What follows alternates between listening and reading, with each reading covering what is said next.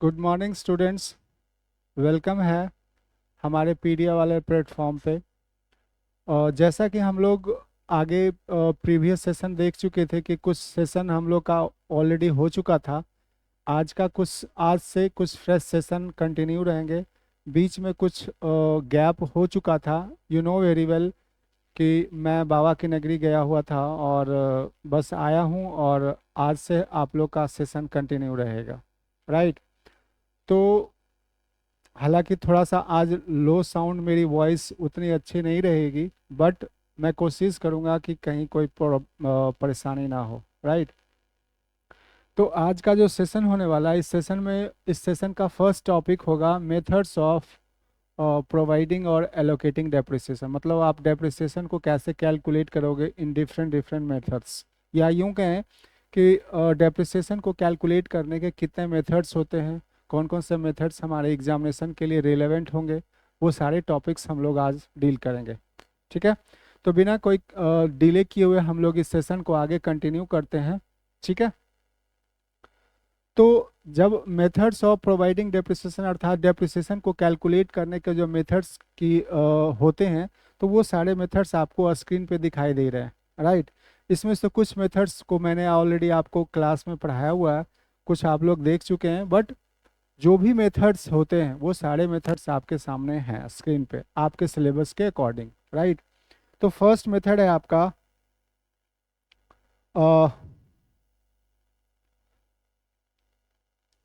जो first method है वो है straight line method. Second, WDV written down value method, annuity method, depreciation fund method, insurance policy method, revaluation method, depletion method and machine hour rate method. ये सारे methods हैं, but examination में क्या important है, क्या कौन से एग्जामिनेशन में ज़्यादा रिलेवेंट होते हैं, वो मैं डिस्कस करूँगा। फिलहाल जो जितने भी मेथड्स अवेलेबल थे मैंने आपको प्रेजेंट कर दिया। राइट। तो अकॉर्डिंगली फर्स्ट मेथड जो है वो हमारा है स्ट्रेट लाइन मेथड। तो ये स्ट्रेट लाइन मेथड क्या होता है, सबसे पहले ये समझना जरूरी होता है कि यह स्ट्रेट लाइन मेथड क्या है, कैसे है, इसके क्या फीचर्स हैं, किस तरीके से ये मेथड को डेप्रिसिएशन को कैलकुलेट करता है, क्या इसमें कुछ कुछ स्पेसिफिक है, वो क्या है, वो सारी चीज़ें हम लोग देखेंगे। तो सबसे पहले इसका जो नाम दिखता है स्ट्रेट लाइन मेथड, तो कहते हैं कि इस मेथड का एक और नाम है, वो है ओरिजिनल कॉस्ट मेथड। क्या इसको बोला जाता है? Original cost method. क्यों? क्योंकि इसलिए इसको ओरिजिनल कॉस्ट मेथड बोला जाता है क्योंकि under this method depreciation is charge as a fix percentage. हर एक डेप्रिसिएशन जब भी कैलकुलेट होता है एक फिक्स परसेंटेज तो होता ही है, but on the original cost हो ये हर मेथड में ज़रूरी नहीं है। इसीलिए इसका नाम बोला गया ओरिजिनल कॉस्ट मेथड या स्ट्रेट लाइन मेथड। मतलब कि डेप्रिसिएशन जो चार्ज होता है as per their rates on original cost of the asset. और original cost of the asset हम लोग डिस्कस कर चुके हैं। उसके बाद कहता है कि जब original cost of the asset होगा तो इसमें जो अमाउंट ऑफ डेप्रिसिएशन है वो अमाउंट ऑफ डेप्रिसिएशन क्या होगा? So amount of depreciation equal होगा फ्रॉम ईयर टू ईयर। मतलब अंडर दिस मेथड जो अमाउंट ऑफ डेप्रिसिएशन होगा, जो डेप्रिसिएशन कैलकुलेट होकर के आएगा, वो हर एक साल इक्वल ही होगा। इसीलिए इसको एक और नाम इसी के आधार पे बोला जाता है इक्वल इंस्टॉलमेंट मेथड या फिक्स इंस्टॉलमेंट मेथड। ठीक है। अब इस मेथड की क्या खासियत है वो हम लोग एक एग्जाम्पल से कैलकुलेट करेंगे। एक एग्जाम्पल देखेंगे और जिससे सारे जो भी इसके स्पेसिफिक कैरेक्टर हैं वो सभी हमें पता चल जाएंगे। राइट। तो एक एग्जाम्पल देखते हैं क्या हुआ। तो स्ट्रेट लाइन मेथड को या फिक्स इंस्टॉलमेंट मेथड को समझने के लिए एक एग्जांपल से इस पिक्चर को क्लियर करते हैं, इस कॉन्सेप्ट को क्लियर करते हैं। मान लीजिए कि हमारे पास कोई एसेट है जिसकी ओरिजिनल कॉस्ट क्या है? 1 लाख रुपीज़। क्या है? 1 लाख रुपीज़। तो ओरिजिनल कॉस्ट 1 लाख है और रेट ऑफ डेप्रिसिएशन क्या है? 10%। राइट। रेट ऑफ डेप्रिसिएशन तो होगा ही, रेट ऑफ डेप्रिसिएशन 10%। और estimated economic life of the asset भी दे रखा है क्वेश्चन में, कितना? 5 इयर्स का। तो ये तीन इंग्रेडिएंट्स दे रखा है। इसके आधार पे हम अमाउंट ऑफ डेप्रिसिएशन कैलकुलेट कर सकते हैं। तो ये देखिए अमाउंट ऑफ डेप्रिसिएशन क्या हो गया, 1,00,000 इंटू 10%, दैट इज 10,000। तो ये 10,000 ये हो गया अमाउंट ऑफ डेप्रिसिएशन। अब इस मेथड की खासियत ये है कि हर एक साल, हर एक फाइनेंशियल ईयर में, हर एक फाइनेंशियल ईयर में, अकाउंटिंग ईयर में जो भी कह लो, वो डेप्रिसिएशन का जो अमाउंट होगा वो बिल्कुल सेम होगा। तो मैंने आपको ये भी दिखाया है कि किस प्रकार ये शो करता है, परफॉर्म किस प्रकार करता है। तो मान लीजिए कि आपका फर्स्ट ईयर है 10,000, second year 10,000, third year 10,000, fourth year भी 10,000 और फिफ्थ ईयर भी 10,000। मान लो अगर आपको क्वेश्चन में ये बताओ कि 5 ईयर्स तक आप ये डेप्रिसिएशन चार्ज करोगे और 5 ईयर्स तक आप ये दिखाओ, तो 5 ईयर्स तक जो अमाउंट ऑफ डेप्रिसिएशन की बात होगी वो इक्वल होगा, और वो कितना होगा, अमाउंट ₹10,000। ठीक है। तो इस तरह से आप कह सकते हो कि अगर कोई 1,00,000 की एसेट है और रेट ऑफ डेप्रिसिएशन 10% है, तो 5 साल तक इक्वल अमाउंट के अकॉर्डिंग ये कहलाया इक्वल इंस्टॉलमेंट। और टोटल डेप्रिसिएशन 5 साल तक कितना हो गया, 50,000, राइट। इसका मतलब क्या हो गया कि बुक वैल्यू अगर and of the 5th year मुझे निकालना हो उस एसेट की बुक वैल्यू, तो सिंपल है, ऑलरेडी हम लोग डिस्कस कर चुके हैं, जो भी ओरिजिनल कॉस्ट है उसमें टोटल डेप्रिसिएशन लेस करेंगे और हमारा फाइंड आउट हो जाएगा बुक वैल्यू। तो ये इस तरीके से एसएलएम मेथड की खासियत यही है कि हर एक साल, हर एक फाइनेंशियल ईयर में जो अमाउंट, जो डेप्रिसिएशन चार्ज होता है वो सेम होता है। ठीक है। अब इस मेथड में कैसे कैलकुलेट करेंगे, इस मेथड को कैलकुलेट कैसे किया जाए, कुछ डिफरेंट इंग्रेडिएंट्स होंगे क्वेश्चन में। तो अगर एसएलएम मेथड में, मैं आपको बार बार ये कह रहा हूँ कि एसएलएम मेथड, ये कौन सा मेथड मैं कह रहा हूँ, एसएलएम मेथड। तो एसएलएम मेथड में ये देखना चाहेंगे कि अगर डिफरेंट सर्कमस्टांसेस हुए, सिचुएशन अगर अलग अलग हुआ, तो कैसे हम डेप्रिसिएशन कैलकुलेट कर पाएंगे। तो फर्स्ट सिचुएशन है कि जब स्क्रैप वैल्यू दे रखा हो, ठीक है, जब स्क्रैप वैल्यू दे रखा हो तो डेप्रिसिएशन कैसे फाइंड आउट होगा। तो मैंने आपको फॉर्मूला बताया हुआ है पहले भी, और ये मैंने सामने स्क्रीन पे लिखा हुआ भी है कि जब स्क्रैप वैल्यू दे रखा हो तो डेप्रिसिएशन कैलकुलेट करने का फॉर्मूला होता है cost of the asset minus scrap value divided by estimated economic life of the asset. ये क्वेश्चन में दे रखा होगा। तो तो आप कह सकते हो D equal to V minus S divided by N. So और कह सकते हैं C minus S divided by N, D equal to depreciation और V equal to original value of the asset और S equal to scrap value. इससे आप क्या कर सकते हो कि अमाउंट ऑफ डेप्रिसिएशन कैलकुलेट कर सकते हो, अगर इस तरीके का क्वेश्चन में इंग्रेडिएंट्स रहा तो सिचुएशन 1 अर्थात सर्कमस्टांसेस 1 कंप्लीट हो गया। कौन से मेथड के लिए, स्ट्रेट लाइन मेथड के लिए। सेकंड सिचुएशन है कि जब स्क्रैप वैल्यू नहीं दे रखा हो, जब स्क्रैप वैल्यू नहीं दे रखा हो तो क्या होगा, तो amount of depreciation original cost multiplied by rate of depreciation divided by 100, that is, ये प्रॉब्लम सिंपल है, ये इसमें कोई इशू है ही नहीं। अगर rate of depreciation find out करना हो, तीसरा एक सर्कमस्टांसेस हो सकता है कि अगर मुझे rate of depreciation find out करना तो क्या होगा।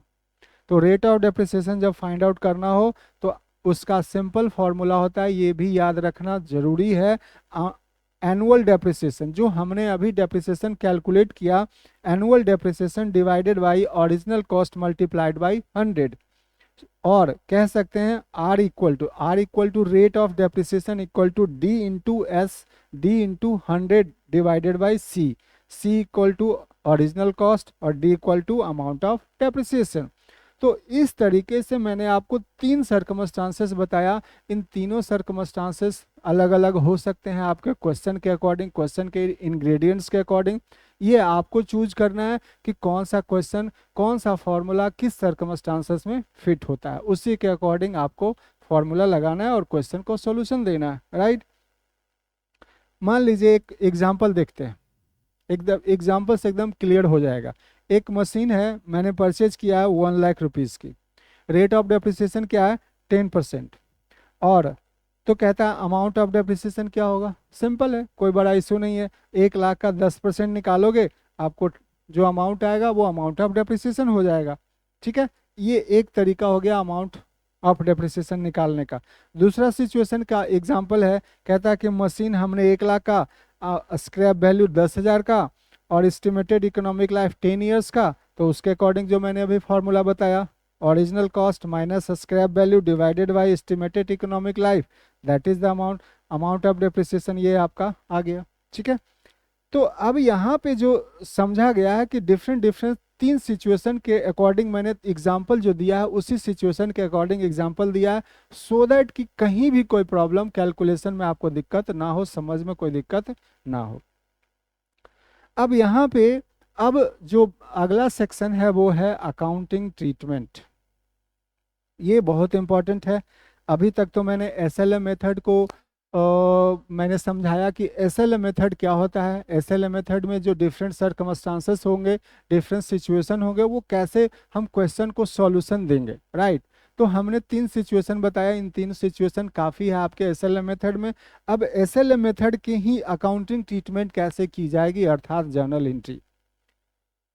जर्नल एंट्री के लिए आपको पता है बेसिक्स की ज़रूरत होती है, अकाउंट्स आपको पहचानने होते हैं, रूल्स ऑफ अकाउंट्स चाहिए होते हैं, देन वो हम लोग ईजिली हो जाएगा, राइट। तो हमने जो बेसिक्स जिनका अच्छा नहीं है, मैंने उनके लिए एक बेसिक्स थोड़ा सा प्रोवाइड किया है। सबसे पहले उनके लिए ये जानना ज़रूरी है कि अकाउंट्स कितने प्रकार के होते हैं। तो अकाउंट्स, ये मॉडर्न क्लासिफिकेशन ऑफ अकाउंट्स है।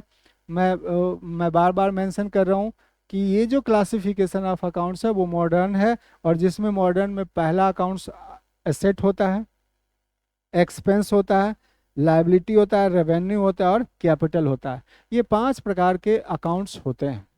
अब ये 5 प्रकार के अकाउंट्स को रूल ऑफ डेबिट क्रेडिट क्या होगा। तो rules of debit credit simple है कि एसेट अकाउंट अगर बढ़ेगा, प्लस इक्वल टू इंक्रीज होना और माइनस इक्वल टू डिक्रीज होना, राइट। तो अगर प्लस होता है अर्थात इंक्रीज होता है, एसेट अकाउंट अगर इंक्रीज होता है तो डेबिट होता है, एसेट अकाउंट अगर माइनस दैट मीन्स डिक्रीज होता है तो क्रेडिट होता है। ठीक है, एक्सपेंस अगर प्लस हुआ तो सेम डेबिट, और एक्सपेंस माइनस हुआ दैट मीन्स डिक्रीज हुआ तो क्रेडिट। ये दोनों का rules of debit credit same है। और रिमेनिंग 3 अकाउंट्स है लायबिलिटी, रेवेन्यू और कैपिटल, राइट। तो लायबिलिटी, रेवेन्यू और कैपिटल, लायबिलिटी का इन तीनों का सेम है, मतलब दो ही प्रकार का रूल आपको याद रखना होगा, एक एसेट और एक्सपेंस का, और दूसरा लायबिलिटी, कैपिटल और रेवेन्यू का, तीनों का सेम है। तो लायबिलिटी अगर बढ़ता है, लायबिलिटी अगर इंक्रीज करेगा, plus minus equal to increase होना, लायबिलिटी अगर इंक्रीज हुआ तो क्रेडिट, लायबिलिटी अगर डिक्रीज हुआ तो डेबिट। सेम रेवेन्यू का, रेवेन्यू अगर बढ़ा, revenue that means gross earning of the business, अगर रेवेन्यू बढ़ता है तो क्रेडिट, घटता है तो डेबिट। सिंपल। कैपिटल भी है, बढ़ता है तो डेबिट, सॉरी बढ़ता है तो क्रेडिट और घटता है तो डेबिट। ये दो ही रूल याद रखने होते हैं, ये इससे आपका काम चल जाएगा, राइट। तो आपका ये रूल्स ऑफ डेबिट क्रेडिट आपको याद रखने होंगे, सो दैट कि जर्नल एंट्री के लिए आपको हेल्पफुल प्रोवाइड हो, राइट। अब अकाउंटिंग ट्रीटमेंट करते हैं एसएलएम मेथड के अंदर, मतलब जर्नल एंट्री। जरा गौर कीजिएगा, मैंने यहाँ पे कुछ एनालिसिस प्रोवाइड किया कि फर्स्ट जर्नल एंट्री है कि अगर आप एसेट परचेज करोगे तो ऑब्वियसली परचेज करोगे तो परचेज का मोड 2 ही होता है, या तो आप कैश से करोगे या फिर आप क्रेडिट पे करोगे, राइट।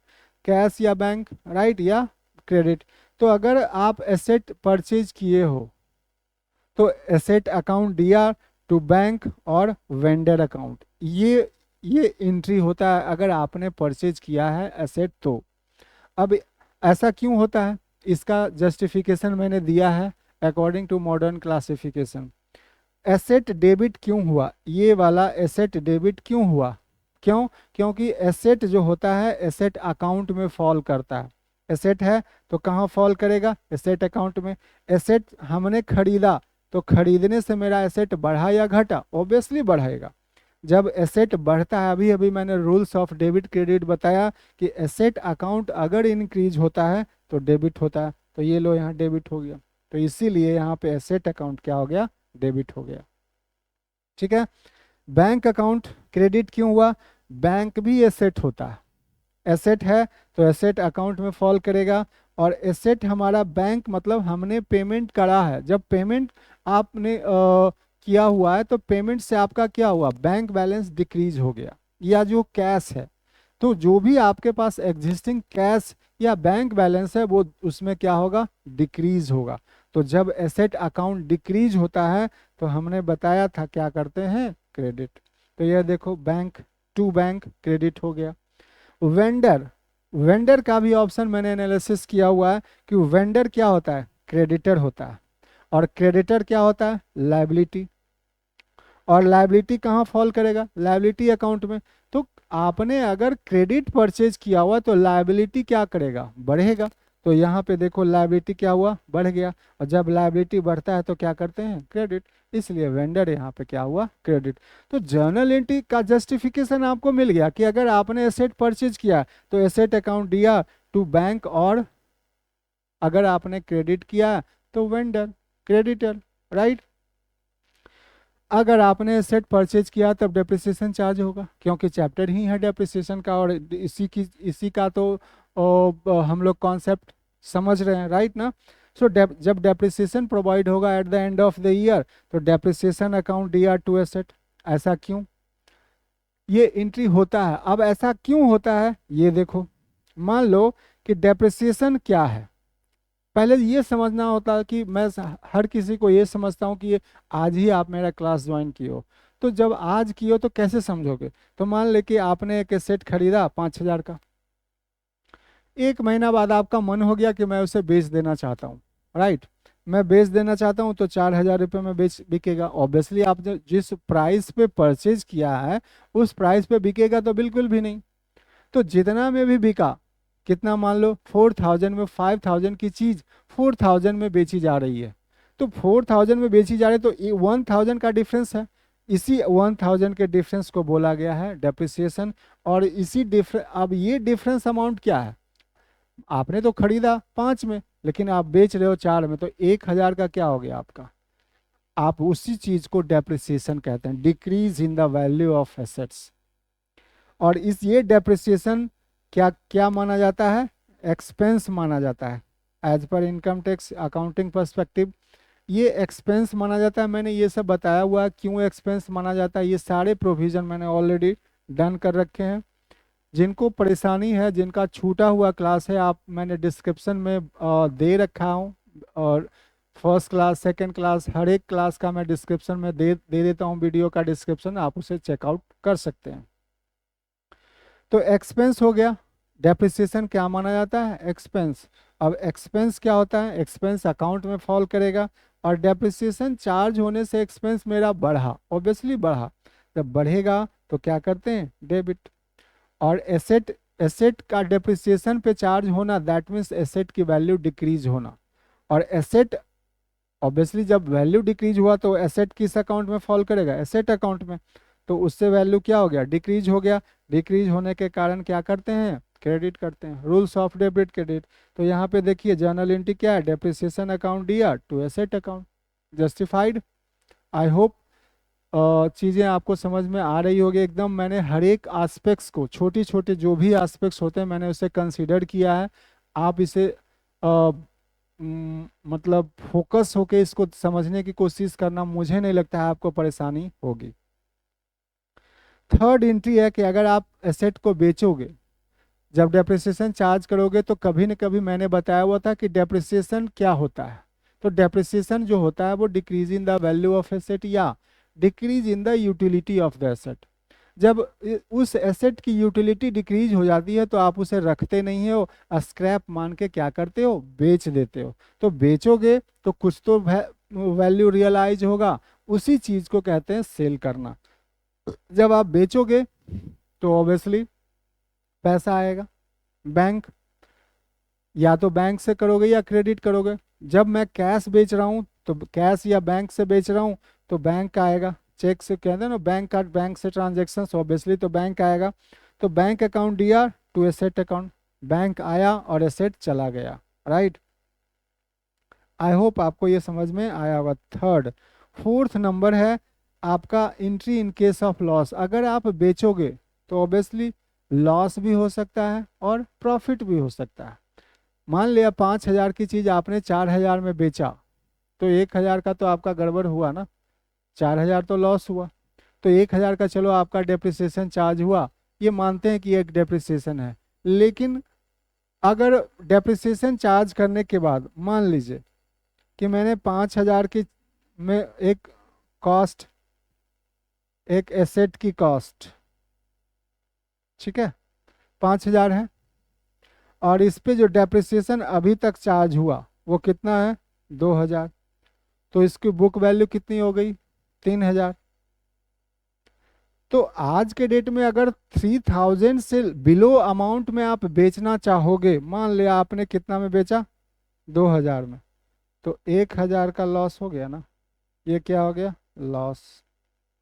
और ये लॉस का जो नेचर, ये आपने सेल करा हुआ, तो लॉस का नेचर डेबिट होता है, ठीक है। अब तो उसका एंट्री क्या होगा, profit and loss account DR to asset account, क्योंकि आपने लॉस अर्न किया है और लॉस का नेचर हमेशा डेबिट होता है। So profit and loss account DR to asset account. उसके बाद प्रोबेबली हो सकता है आपने एसेट ज़्यादा में बेचा हो, जितने की बुक वैल्यू है उससे ज़्यादा कब बेचा हो, तो आपका क्या हो गया, asset account DR to profit and loss, मतलब रिवर्स एंट्री। लॉस की रिवर्स एंट्री, लॉस होगा या प्रॉफिट होगा, तो लॉस का जो एंट्री ये है, तो प्रॉफिट की एंट्री उससे रिवर्स होगी। प्रॉफिट जो होता है वो क्रेडिट नेचर का होता है। तो asset account DR to profit and loss account या स्टेटमेंट ऑफ पीएल, राइट। तो इस तरीके से हमने जर्नल एंट्री एसएलएम मेथड का हमने आज आपको डिलीवर किया है कि एसएलएम मेथड में कैसे डेप्रिसिएशन कैलकुलेट होगा, उसकी अकाउंटिंग ट्रीटमेंट क्या होगी, हमने आज आपको डिलीवर किया हुआ है, राइट। नेक्स्ट सेशन में हम लोग इससे एसएलएम मेथड पे जितने भी क्वेश्चन होते हैं न्यूमेरिकल, उस न्यूमेरिकल को सॉल्व करके आपको प्रोवाइड करेंगे कि एसएलएम मेथड का जो क्वेश्चन होता है वो कैसे अटेम्प्ट किया जाता है, राइट। फिर एसएलएम मेथड खत्म हो जाएगा, तब हम लोग WDV written down value method पे आएंगे, फिर उसकी थ्योरी और एंड देन उसका क्वेश्चन, इसी तरीके से चैप्टर को वाइंड अप करेंगे। तो मैंने जहाँ तक आपको बताया हुआ है, मेरे प्लेटफॉर्म पे जो भी बच्चे हैं इस चैनल को सब्सक्राइब कर लीजिए। सब्सक्राइब करने में कोई कॉस्ट लगता नहीं है। अगर यूट्यूब पे है तो आप इसको सब्सक्राइब कर लीजिए सो दैट कि आपको नोटिफिकेशन जाता रहे, राइट। और अगर आप नहीं किए तो अब कर लीजिए। और अगर आप प्रीमियम क्लासेस ज्वाइन करना चाहते हैं तो मैंने पहले भी बताया ओनली 1,500 है, आप चाहें तो 1,500 पेड करके ज्वाइन कर सकते हैं। बहुत सारे डाउट सेशन भी मिलेंगे, बहुत सारे न्यूमेरिकल भी प्रोवाइड किए जाएंगे, जो भी आपका पूरा पीडीएफ के साथ एटसेट्रा जो भी रिक्वायर्ड होगा आपको एग्जामिनेशन के लिए, वो सारी चीज़ें आपको प्रोवाइड की जाएगी, ठीक है। तब तक के लिए नेक्स्ट सेशन में मिलते हैं। अब आज का सेशन एसएलएम मेथड एंड हुआ, नेक्स्ट सेशन में हम लोग मिलते हैं। Okay, thank you.